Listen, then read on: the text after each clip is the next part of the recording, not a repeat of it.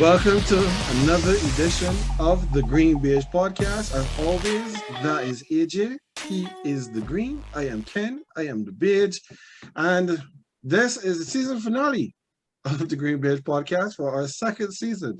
This, I think, is 32 episodes since just at the beginning of preseason all the way to the draft. And we appreciate all of you who have been with us from then until now. And we hope that you will continue to be with us as soon as we are back, because the boys need a break. It's been a long run.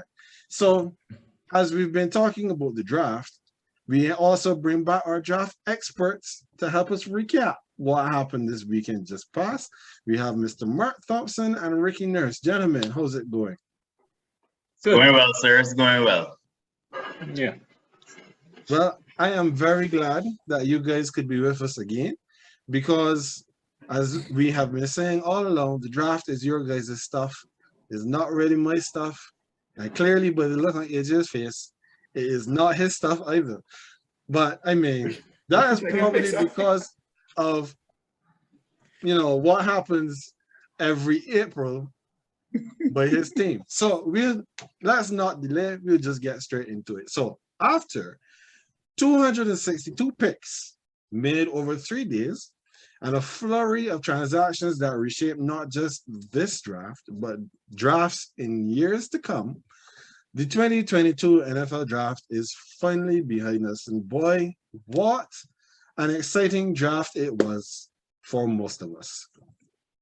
From Trayvon Walker to Brock Purdy, 2022's Mr. Irrelevant, many young men's lives were forever changed by what happened this weekend. And then there's several more were picked up right after the draft was complete, with dozens upon dozens of undrafted free agents signed by every ball club in the NFL, with a low mark of 4 with the Arizona Cardinals, all the way up to 20 players with the Chicago Bears. What we know for sure is that these teams and these players are all hoping that the decisions made this weekend will have a significant positive impact on their teams well into the future. Now, one move that was made on draft night that surprised many was the Arizona Cardinals trading their first-round pick and more to Baltimore for Marquise Hollywood Brown. Much was made of the immediate reactions of his former quarterback and friend, Lamar Jackson, but then it was announced by Adam Schefter that Arizona wide receiver DeAndre Nuke Hopkins was about to be suspended 6 games for violation of the NFL's performance-enhancing drugs policy. Maybe they knew this was coming. But this was just one of many earth-shaking moves made in that first round. So, as we look back at this draft, Mark, we'll start with you. What did you make of this first round in its entirety? Right, the first round. Well, record number of trades. Beginning at pick 11, you had 9 trades. 9 trades between pick 11 and pick 32. Yeah, between. So I mean, we did a mock draft, but once you start changing around the teams, it's gonna be very, very difficult to get it right. What I would say though, if we could, blow our horns a little bit, of the 32 players that we picked in our mock draft, 26 went in the first round. We'll take it. So you cannot do any worse than that next year, huh? Just I know one name you all didn't pick in that first round. I went in that first round. I don't think we could ever pick that name. But I would say also too, we got a lot of the positions right, or in terms of matching up with what the teams were also looking for O-lines, even if it's not the same O-line or in the same position, we got a lot of things right. So the first round started off kind of, boring, but then it just started to get wild, and there was a run on wide receivers. And I think even the 2 mock drafts we did showed that there was a possibility of a run on wide receivers. And that is exactly what happened. So, I mean, and people were trading back up. There are a few people that dropped out the first round because of probably injury, like say Nakobe Dean, he dropped out of the first round. David Ajabo, that was iffy whether he'd be or not because we know he's injured. And then Andrew Booth, he was also injured. So those were 3 picks that we had in the first round that dropped out. We knew about Ajabo being injured. We kind of knew about Booth, probably didn't know it was that serious. But we definitely did not know the level of seriousness of Nakobe Dean because he dropped all the way down, So picked him up, and maybe he will be a very good player for them. That's it. That's my thoughts on the first round. What about you, Ricky? What were your thoughts about the first round? It was interesting because Mark actually hosted a draft party, and then within that draft party, he was on another virtual draft party with some Big Blue New York Giants fans.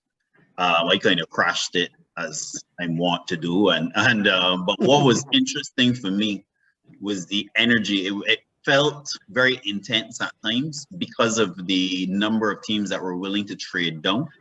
And I remember we were saying it would be interesting to see if teams opt to go the LA Rams route, where you don't really value the high draft picks, or if teams start to look at the story of a Cincinnati Bengals and say, wait a minute, we get this right, add it to our free agents, maybe we can have a Cincinnati Bengals story. And I think we got a bit of both in this draft. There were teams that said, all right, I'm going to move down, accumulate assets, a la the Baltimore Ravens, and go really hard, let's say in round 4.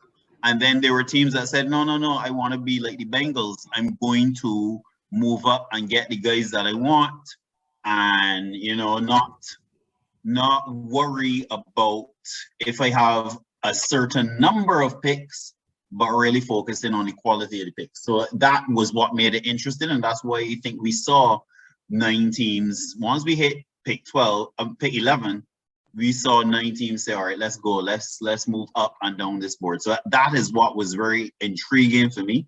And I mean, a lot of people don't do this, but Mark and I actually watched all 3 days. Day 1, day 2, day 3. The day 3 thing now becoming a bit of a tradition for us. That's how to just go and see what goes on. But it was interesting to see that some of these franchises obviously have a lot more hope after what we saw with the Bengals, and you could see that based on how they approach the draft. Okay. What about you, AJ? What did you think about the first round in totality? Make sure you word it like that so that I wouldn't. Yeah. In totality, you want to know the total thing first. So obviously, as Mark already mentioned, there was the fact that there was a record number of trades happening. It seemed like after a certain point, teams were just and you know what? It could be one team that just began the domino effect, and then it seemed like everyone was just trading to move up to get into certain positions, to get particular players that they wanted. Yeah, I was just kind of really blown away by the trades, the aggressiveness of certain teams, the lackluster nature of others. Yeah, it was really the trades. Definitely, I think was my biggest takeaway, and just how like I said, how aggressive certain teams were in trying to move up, to basically acquire numbers, and not just acquire numbers, but quality draft quality in terms of the positions in which they were requiring and moved into. Yeah, it was very interesting to me. And let me also know that I was following Ricky's draft picks because he did send them to me, and I think I messaged you for about the first 4 or 5. Yeah, we started out like a house on fire. I was very proud of the Yeah. He had the first few. And the thing is, I was on my way home with one of my coworkers, and I think it was for Stingley, the pick for Stingley. He went number 2. It was 2, Yeah, right? yes, 3. He went 3, Three, and we three. nailed, There we go. that as well. Yeah. Right. Yeah. So I had it, and I said it because I was looking at the phone when we were in the car, and I said it before he and mind you, this man driving, you know. And when I said it, and he heard the pick on, because we were listening to it on the radio. So when I said it, and he heard me say it, he kind of looked across at me. He was like, he was very shocked that I predicted that pick, because I didn't think he had him going that high. No, right? no, a lot of But people then ended up telling me, you know what, this is not me. This is credit to my guy Rick in Barbados, one of the guys that we always have on the pod. And I have his picks here, and I was going through, but it was a good marker for me to use to be able to judge the picks. And even though there were so many trades, I found that a lot of the positions that they had going in particular places in the first round actually came to fruition. So it was good in that regard. Barring one or two instances, it was good for me to follow. And I actually like using the guys' predictions. So I look forward to doing that again next year for 31 teams. Well played. No, I was surprised. I will admit, I was surprised to see all of the movement, all of the trades, especially of wide receivers. But the one thing that I noticed was conspicuous by its absence was trades of quarterbacks, as nobody pulled a trigger for a Jimmy Garoppolo or a Baker Mayfield, and only one quarterback being drafted in the first round spoke to the overall quarterback quality of this draft, as only Pittsburgh, I guess you could say, was desperate enough to grab one. Now, I mean, we've been giving you your kudos, but you guys did a very good job predicting the first round. Your top 3 were all spot on, and most of the guys that you had put first round grades on went in the first round. So now that leads us to the next question, which is, who had the best first round? Ricky? All right. I gonna go with 2. Baltimore Ravens didn't really have the best first round. They had a good overall draft, so I can't go with them in that regard. But I think they had a good overall draft. First round wise, I don't want to sound like a homer, but I got to give my New York Jets some credit and manager Joe Douglas, because he went for the sauce, as we joked, at 4. He went for the wide receiver with Garrett Wilson out of Ohio State at 10. And just when you said, all right, happy with that, got 2 quality assets, feeling good about yourself, then I remember, because I think Mark was on one of his Big Blue podcasts, or they had a Zoom, and I just remember seeing it flash on the screen that the Tennessee Titans have traded the pick, but I didn't see which team. Then I saw the Jets pop up on the screen, so I was like, all right, the Jets clearly made this trade with the Titans. So at that point, I mean, Mark and I were talking about this, that Jermaine Johnson from Florida State was falling.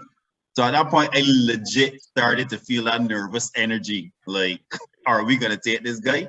And then the Jets ended up taking him. So on that basis, I would say the Jets had the best first round, because they got 3, quality assets when they went into the night really looking at 2. From that perspective, I will have to go with my Jets there.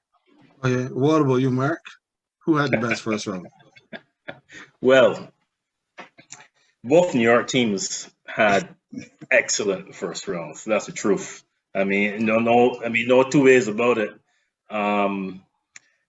Up until pick 26, I was going to say Giants, but I have to tell you that once the Jets traded back in to the first round to get Jermaine Johnson, hands down, the Jets had the best first round, in my opinion.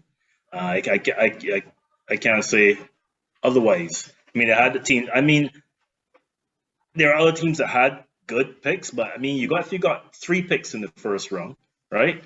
I mean, and also the picks that you got initially or within the top 10 and aced them, and probably in people's top 7, probably. I don't think you. I think you have to say give it to the Jets. They did an excellent job. Okay, fair enough. So AJ, who had the worst first round of all teams in this draft? This is you wrong for that. Wrong for that? I watched. He's New your friend, England right? He's your Patriots. friend, right? Huh? He's your friend, right? Loosely. I'll use that term loosely.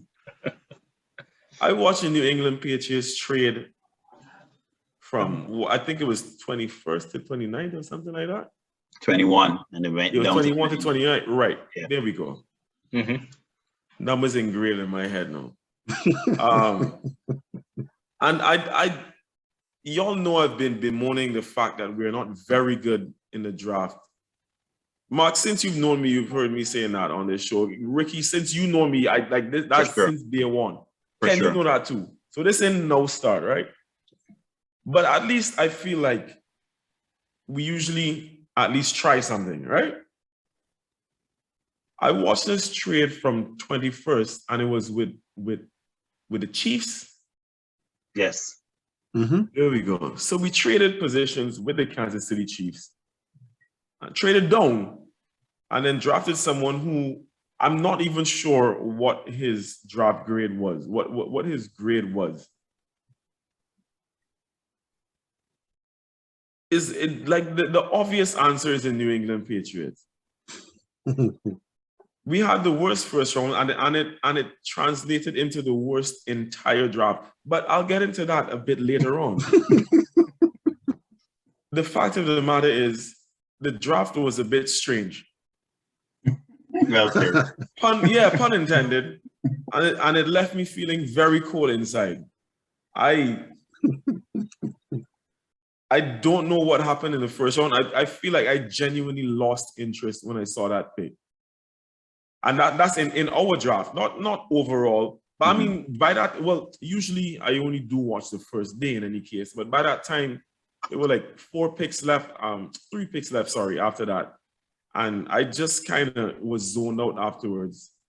And I vaguely remember following what happened in the following days. But in the first round, there was no pick that made me scratch my head as much as pick number 29. I knew that you wanted to unburden your soul.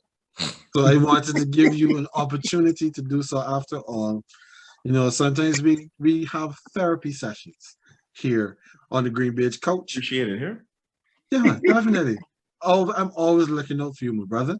So now that I don't think that we need to go around the horn on this one, because we would all agree that picking Doctor Strange from the Multiverse of Madness at the 29th pick overall, when most places had him ranked or rated to go 3rd round at highest. 3rd round, yeah. Then we don't need to all discuss that one. So now we look at the entire draft, all 7 rounds, all 262 picks.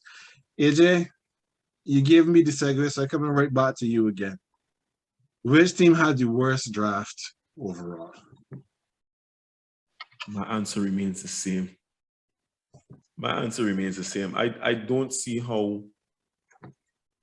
how any team outside of the New England Patriots had a worse draft. To be very, very honest, I think we had the worst draft of any team that was in the playoffs last season, which then translates to the worst draft. Because probably the only other teams that had a stranger draft were like the Seahawks, and I can't even remember who else. Because I can't remember the Seahawks being very good. But in our case, we're supposed to be like trying to build something more, build upon what we were last year. And if you look under the microscope, like look in terms of our division, everyone in our division had a really good draft. Everyone had a really good draft. In addition to being in addition to the free agent market, right? Free agency. And them being like the Bills are now an attractive destination. The Jets had an incredible draft. And it pains me to my core to have to admit that. But I was in awe, and Ricky just said it, so I don't want to recap the minutia of every single draft pick that they had. But the Jets had an incredible draft.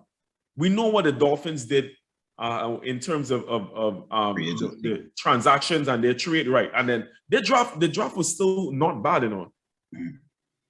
after following the New England Patriots draft, the only thing that I'm looking forward to is seeing Devontae Parker. That is the only thing that I'm looking forward to. And this is hoping that this man does not get injured as much as 8 games this season. I'm hoping that he could play at least 3/4 of the season, because I do not know exactly what happened. I don't understand.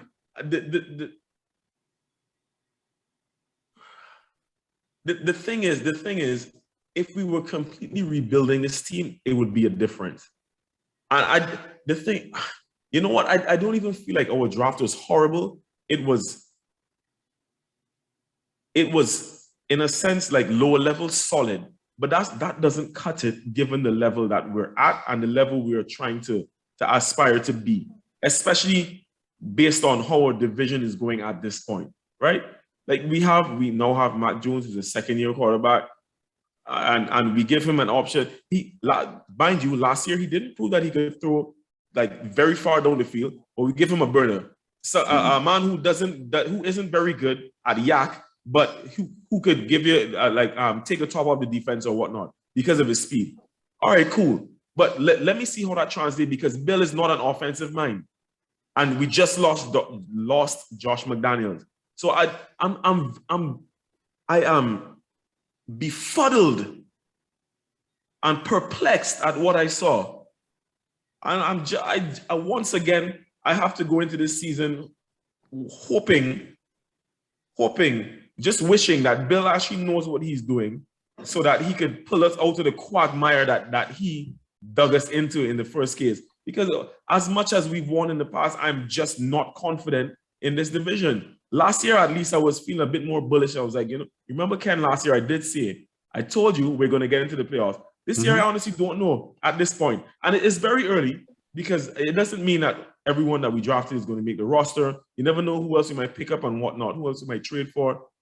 I'm hoping there are moves still to come. But at this point, I'm flabbergasted. Honestly, I'm really lost. The Patriots were the worst, the worst organization in that draft. Understood. Gentlemen, do you have anything to add? Or do you have another pick for the team who had the worst draft in this 2022 NFL draft? I would just say that we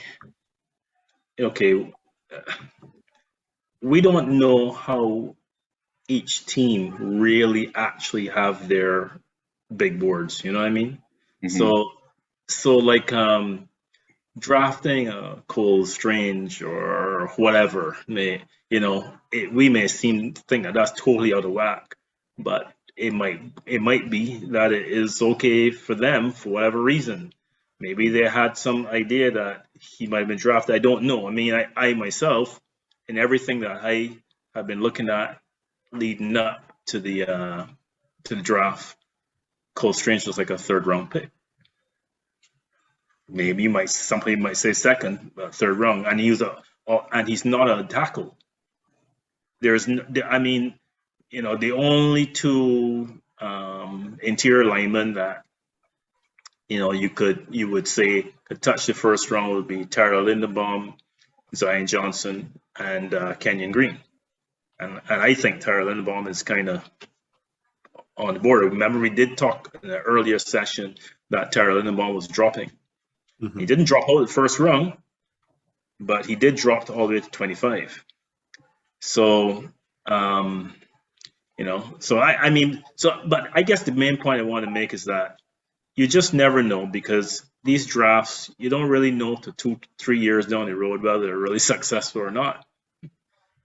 That's the reality. And so a team may have aced it, but if the coaching is bad or whatever the case, who knows, or one element of the team is really bad, like the quarterback or something was a key element, the team may not perform well, and the players don't perform well and don't live up to their potential, and makes no difference. So everything's got to come together: the coaching, the players, the scheme, everything's got to come together.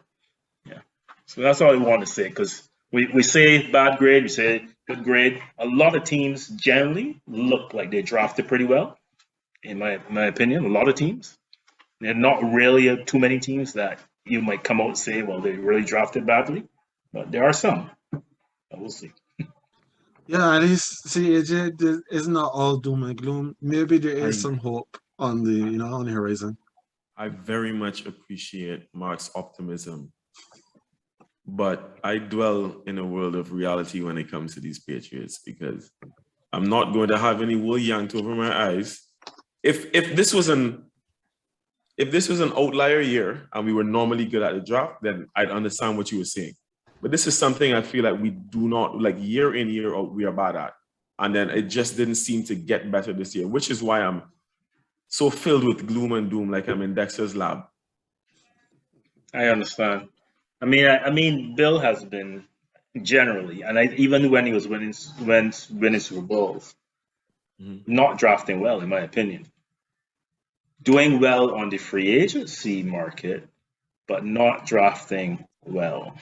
And which is why I mentioned as well, I'm hoping that we're attacking free agency or trying to like get another trade or two in, because at this point with the draft, it just did not hit for me. But you know what? I'm sorry, Ricky, I haven't let you. But it's interesting because why? Okay, you were good at that strategy. In fact, essentially, the Rams have taken that strategy and upped it a notch, right? So why is it that the Patriots are now they're sort of like actually turning away from that, actually focusing on the draft more than they have been before, which I find kind of interesting and curious. So anyway, but there are some people who were there, who were in the head office, that are no longer there now, and maybe that also has an impact on all of this. You never know. Yeah. So, Mark, you were saying that the Jets had the best first round. Do I you think so. believe that the Jets had the best draft overall? They're certainly one of the teams, in my opinion, that had the best draft overall. I got the Ravens and the Chiefs in there as well. I think those three teams really, knocked it out of the park when it comes to. The Ravens. How many picks in the fourth round? 6 or something like that. There. 6 fourth-round picks. Yeah, 6 fourth-round picks. Now this draft, remember we talked about it before. We said, the first part of the first round, yeah, okay, and then there's a sort of like a little kind of lull, and then and it gets thick between that third, fourth, and fifth round. So you're gonna get players in the fifth, that might have been fourth, and because because even what we talked about earlier about the big board and stuff like that there, because it was such a interesting draft in that way.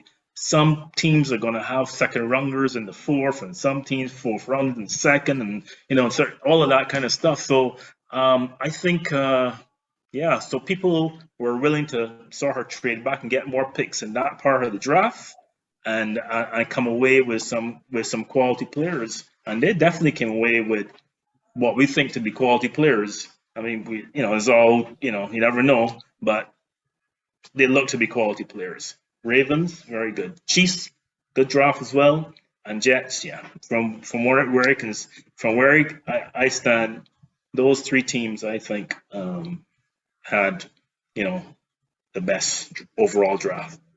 What about you, Ricky? Who had the best draft for you? Yeah, I had again, pass on the Jets this time. I would say Ravens, the Chiefs, and the Atlanta Falcons as well. I think the Falcons focused on need. Falcons stopped going after the shiny object. And when you look at the picks that Atlanta made, they really said, you can see that they were determined to stick to their needs. Drake London, obviously they needed a wide receiver to augment Kyle Pitts.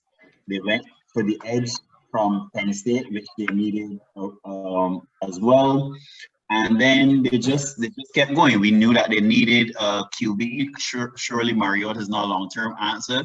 So they rolled the dice on Desmond Ridder from Cincinnati. They went for another edge. They went linebacker. They went for Tyler Algier, a good running back, solid guy from BYU. So they just, steadily went after the various needs. So I liked what the Falcons did. The Chiefs were impressive. Chiefs rolled some dice on some players, which I thought was good. in terms of going for Sky Moore, in terms of going for the edge from Michigan, Ojabo. He fell. They were able to get him on day 2. They were able to get Travis Jones, another interior defensive lineman that I like. So again, and they got another running back that I like as well. So gotta like what these players did. But I like the Ravens. I like the Ravens because to have 6 picks in the 4th round and to still get that kind of quality, to move down and still get a Kyle Hamilton at safety, I really like what the Ravens did. Okay, understood. Well, I know from my research, looking up stuff, the 2 names that were consistently at the top were the Baltimore Ravens and the Jets, as having the 2 best drafts this weekend. And the Patriots, unfortunately, Ajay, the pundits agree with you that they were not very good this weekend. So, Ricky, no, tell me, you've spoken about others, but now I want you to zero in on your Jets. Tell me, as a Jets fan, how do you feel about what the Jets were able to accomplish this weekend? Yeah, I felt great, and I felt great from last year. Joe Douglas just showed us a different approach, which we like. Again, going after the needs of the team, deciding. We can say we want. I was not a Zach Wilson fan. Let me say that up front. But he's worked on the offensive line to protect him. He's worked now on getting him weapons. So to see that, we said, okay, last year we addressed the offensive side early out, and we went for things to protect our young quarterback.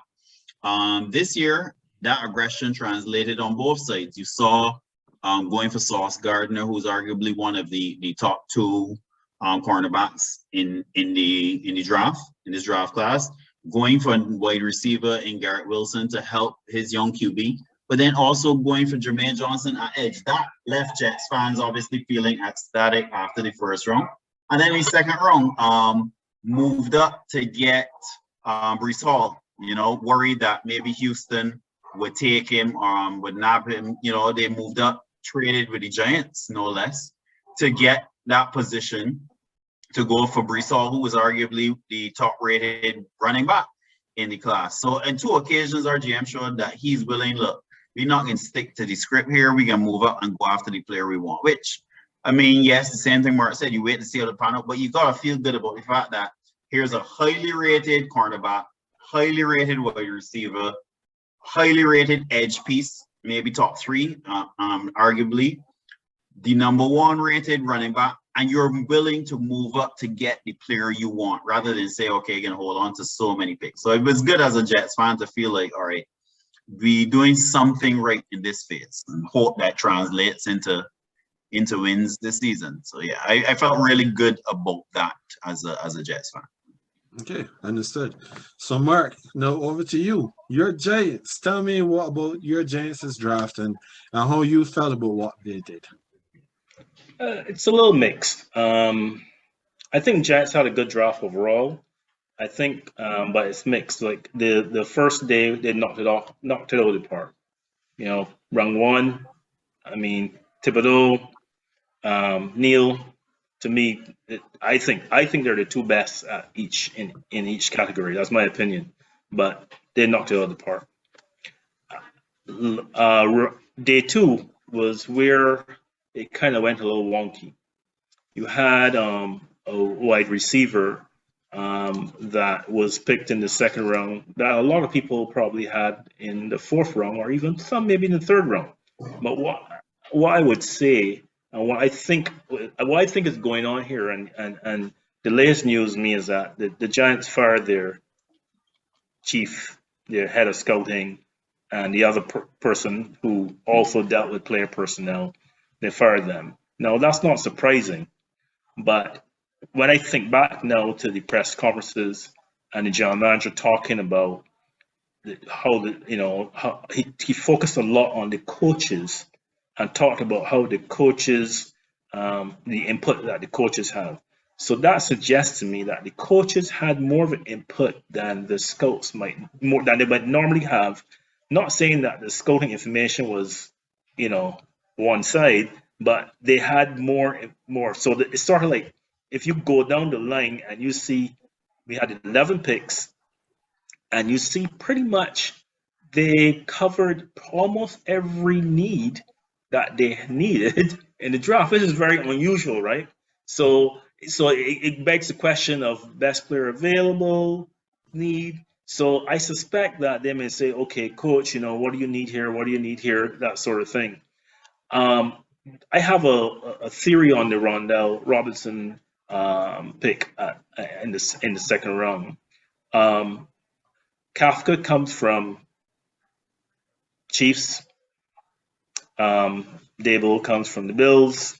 Also, Shane said that he had done 4 rounds of the draft before he was hired as GM. He would know exactly how the Bills big board was starting to organize. Kafka might also have some idea, and maybe had the idea that Tyreek Hill was going to be traded. So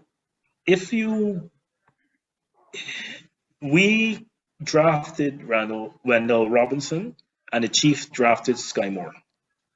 Now, maybe when everybody's saying, okay, who's this guy Robinson? But when you actually go and check now for his production, the guy caught 104 passes for 1,300 yards. This is in the SEC. They have corners that have said he was the hardest person to guard. So very interesting. I didn't know as much about him, so I had to go and check him out, right? And so we'll see how that is. I mean, but he started off as a running back. He started off as a running back in high school, but became a receiver. He was at Nebraska, went over to Kentucky, right? Because he didn't think he was being used well at Nebraska. So very interesting. In terms of one thing that I think shows through the entire draft is versatility. There's stress versatility. So even the O-linemen that they pick, they can play a number of positions. So play tackle, they can play inside, all that sort of thing. And so you might say that a lot of people will say that the day 2 picks were a reach. But then I think we came back down to earth a little bit on day 3, and we got some good value. The very last pick of our draft in the 6th round, Beavers, is a typical pick maybe the Patriots might pick, a linebacker, and he was probably, a lot of people predicted he might go in the 4th round, something in the 3rd round, but we got him in the 6th round. So when you say A, you got to say B. So I right now, to me, we got to see how the personnel and the scheme match up, and that's how we're going to know whether or not the draft is really successful. Okay, understood. So, my Saints, on most of the lists that I saw, the Saints were on the lower end of the ratings.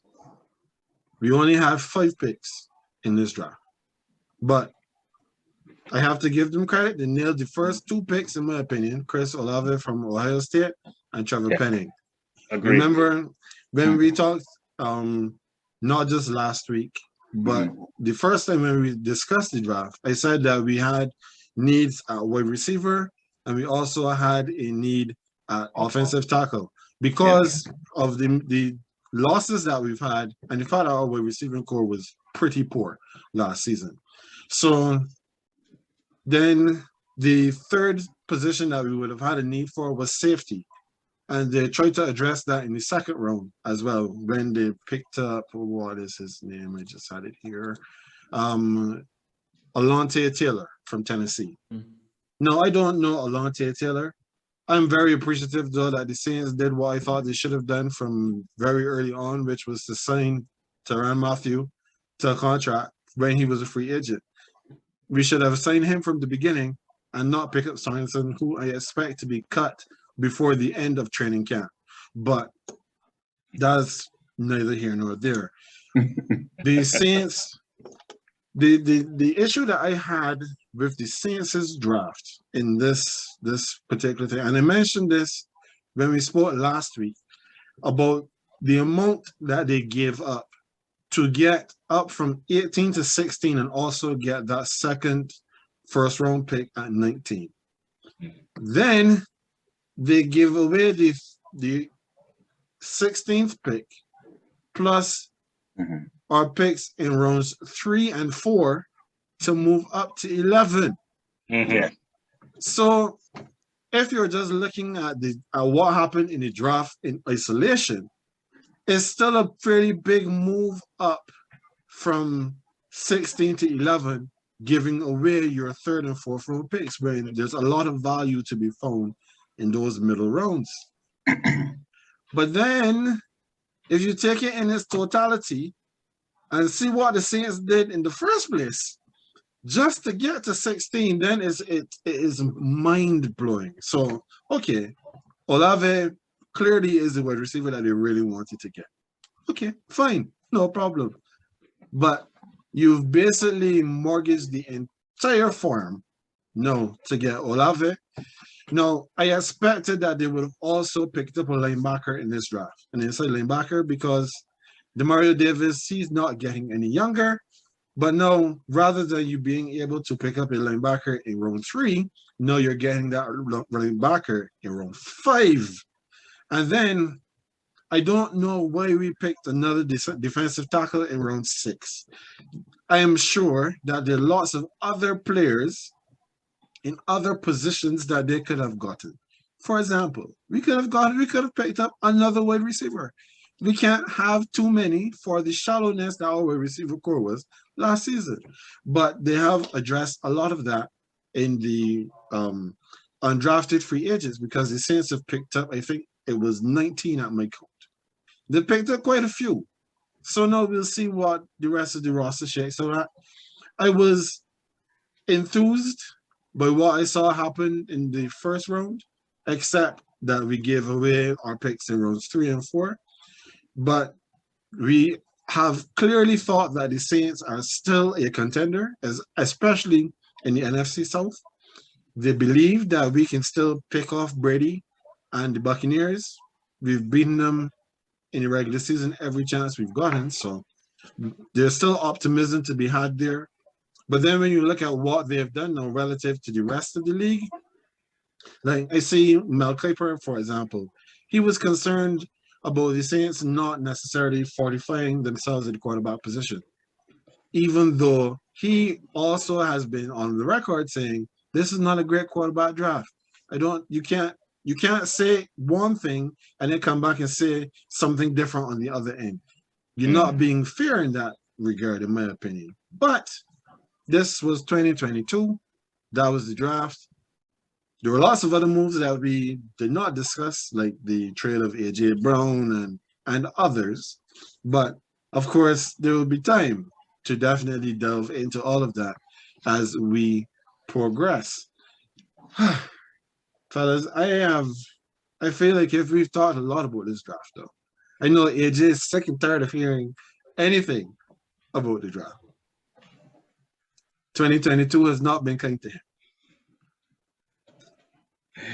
It is what it is. It is what it is. Let me be. I mean, I don't want to be completely unjust, right? I actually don't mind the selection of the 2 corners, because I feel that is at least one position that Bill can develop, that he's shown over the years, at least. Well, if not him, defensive coordinator, whoever the case is. But I feel that is one position that has the potential to be developed at the Patriots. But it's just that the rest of, I mean, we really drafted a Bailey Zapp as the next Jared Stidham.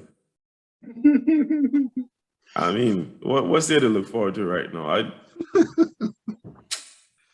I'm sorry. And the irony to it, AJ, is that you have on your coaching staff lead assistants who have now both had stints in the NFL as head coaches.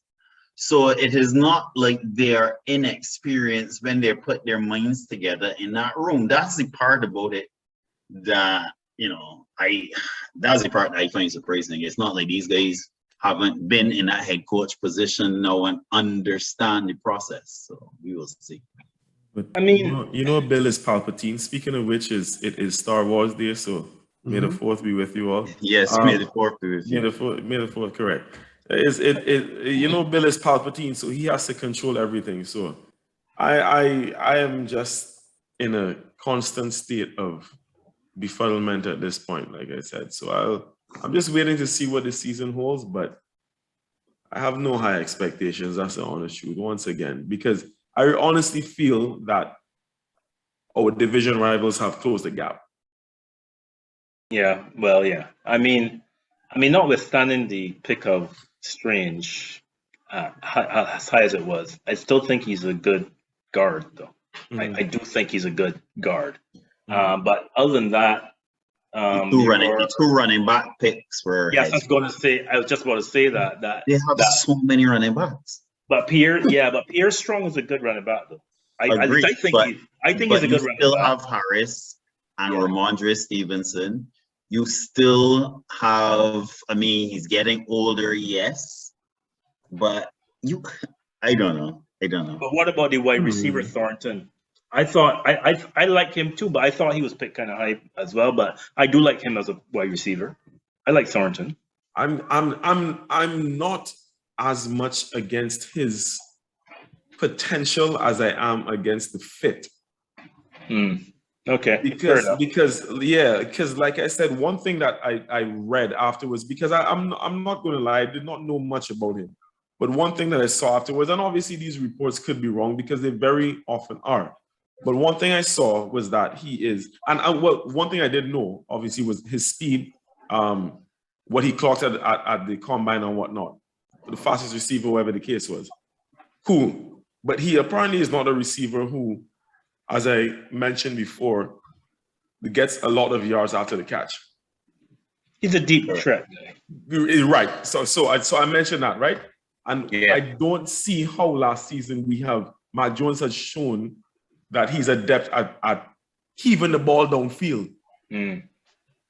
Hence my concern. And I'm not saying he can't do it, but I'm saying at this point, it's something I need to see to believe, because I haven't seen enough evidence last season to suggest that he's going to be that Thornton is going to be an immediate threat. It looks like we're still going to be using Aguilar and Kendrick Bourne. Yeah. And your wide receiver room is packed, no? Yeah, so it is. So I don't even know if Thornton can make this 52. That's the point. You even call N'Keal Harry's name, like, yeah. You added the Don't do that to me, Ricky. Don't do that to me, Ricky. The name I forgot was Devontae Parker, but don't tell me about this N'Keal Harry boy, the young sir. He could move on. Yeah. I want to say though that you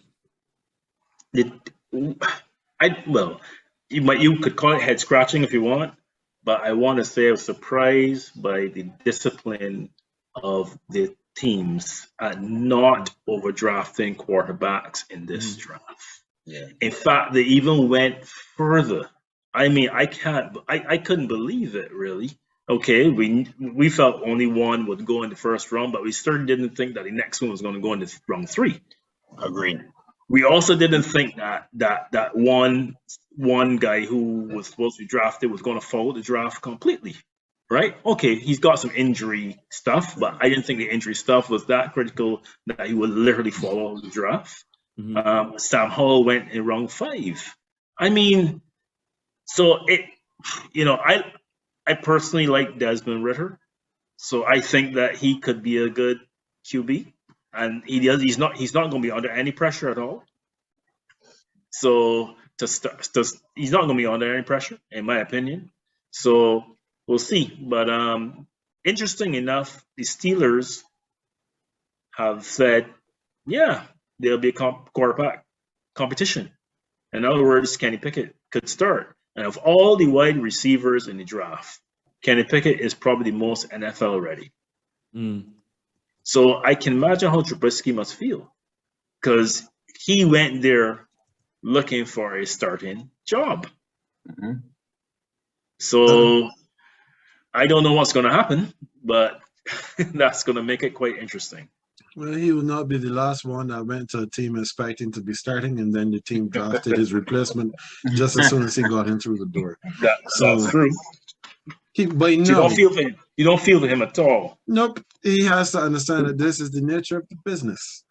And True. there's a friend of mine who likes to talk about how Trubisky, before there was COVID, used to practice social distancing between the ball and the receivers.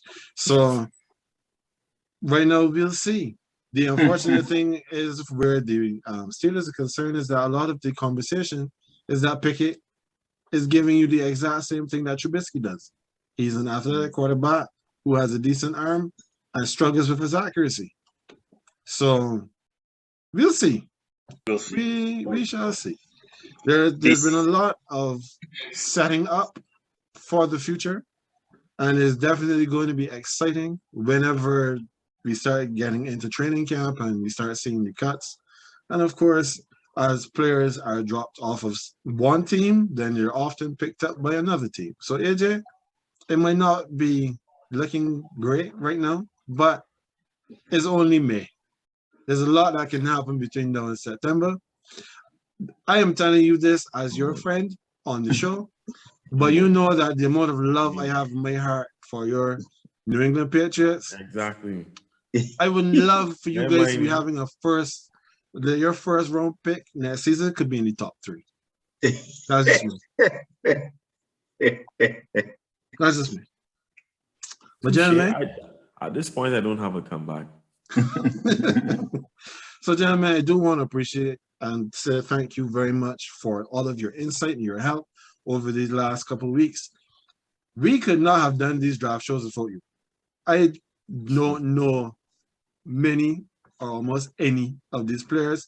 So I do want to say thank you very, very much. Your insight was extremely valuable.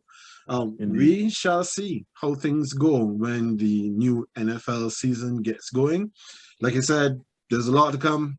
Training camp is going to start shortly, the rookie training camp first, and then they're going to get into the full-scale training camps. Unfortunately, injuries tend to happen during training camp. We hope that none of these players get injured, but we understand that that's also part of the business. But the GreenBaje podcast has been running now strong since just before the preseason. We've taken you all the way through the draft. So as know that things are going to settle a little bit on the NFL front, we're also going to settle a little bit. We're going to take a bit of a break. But we are going to be with you on Sundays. We are committed to being on Instagram Live every Sunday during these NBA playoffs. Right now, things are looking pretty interesting. Those of you who are watching this as we air it on Wednesday, you know that we record this on Tuesday. So the Grizzlies are currently playing against the Golden State Warriors, but I don't have it on, so I don't know what the score is, but I knew that the Bucks got blown out by the Celtics. So as we go and we see you on Wednesday, then you can hear our recap of what happened in this week in basketball. We help get you ready for the next week. AJ, any parting words for the folks this last episode this season? Don't message me. Don't message me to talk about any Patriots or any football until about at least week 4. Like give me a quarter of the season to let me recover and see what happened. Otherwise, don't talk to me. But it's been fun rocking with everybody, honestly, that has been with us for the entire season.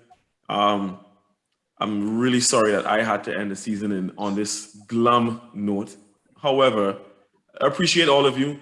Mark and Rick, of course, I very much appreciate what you guys have done for us during the season and the insight that you've provided for the draft. It was very useful to me. I wish it could have been more useful to my organization generally, but I can't even blame you all for that. That's not on you. We just have a strange way of approaching things. So, again, yeah, just Cold word. It's a cool word. It's a cool word, Rick. It's a cool word. But just genuinely, like, thanks to you guys and looking forward to doing Sundays, and we will see you for the next NFL season. Yeah, Stranger definitely. things have happened, right? Oh, yes. Telling me. Definitely. So, folks, for the GreenBaje podcast, in my Saints gear. Today, I am Ken. I am the Bidge.